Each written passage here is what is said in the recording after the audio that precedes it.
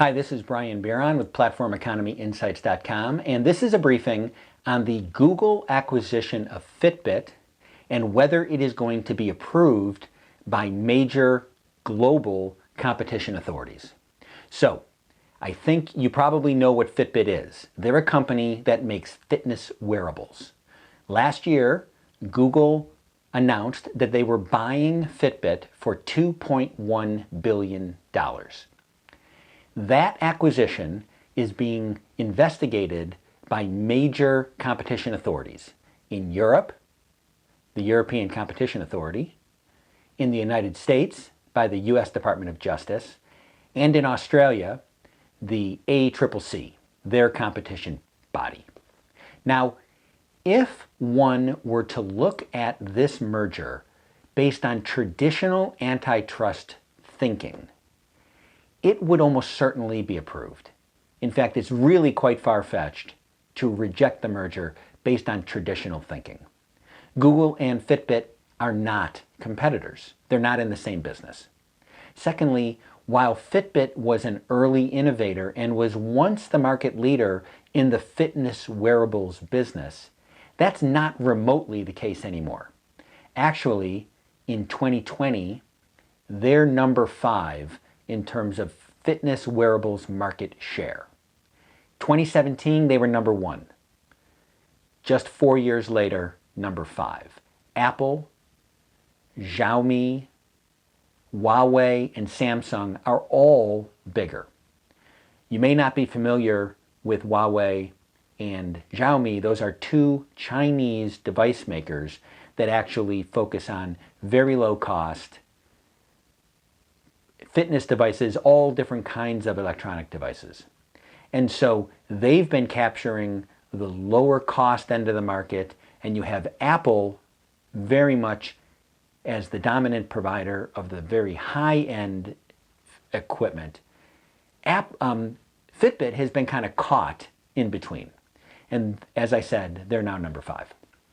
So if Fitbit was not acquired by someone like Google, honestly, again, using kind of traditional antitrust thinking, this acquisition is probably a good thing for Fitbit's executives and employees and investors and even users, because right now their service is falling behind and in fact may end up disappearing not too far in the future.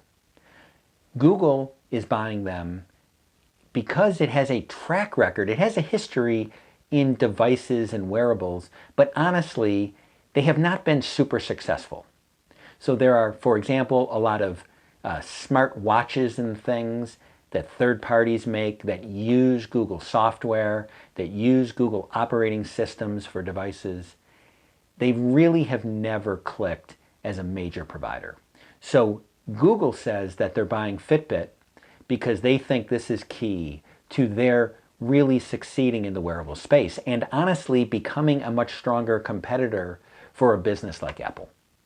So, while traditional antitrust thinking would say no problem, acquisitions have become a major focus in the context of the biggest digital platforms. And again, we're talking Google, Facebook, Apple, Amazon.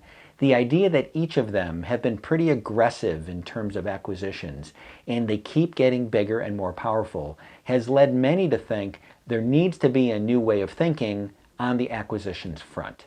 And the Fitbit acquisition offers a great opportunity to see where that's going. As I said, traditional thinking would say it's going to get approved. It's actually caught up now in a pretty long review. This summer, with the European Competition Authority appearing really to be the leader in terms of this review effort, Google offered to separate their advertising business from the Fitbit data. Now, the idea that Google would be getting this new batch of data, not just all the data that Fitbit has now, but this new way to get data on people. This had led many to argue that this would be anti-competitive because Google theoretically already has too much data.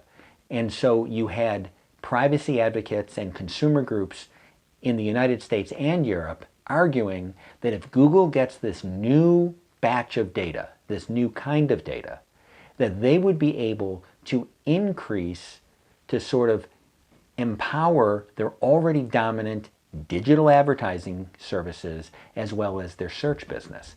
Those being the two businesses that Google is already the biggest providers. So you had Google make this offer to separate digital advertising from the new data and from the Fitbit services themselves. And they offered to do this for 5 years.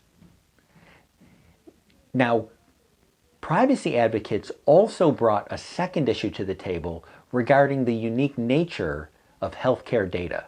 Again, fitness data is a kind of wellness data, and many people felt like Google should not have access to this new, very personal data that they could honestly already then link to the kinds of data that they have regarding things like location and internet searches.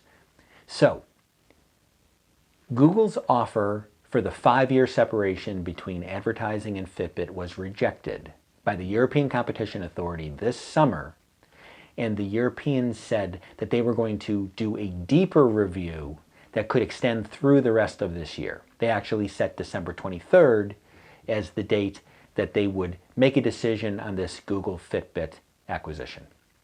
Now, it has come to light that Google has improved their offer of concessions, their offer of ways that they would remediate the European competition concerns.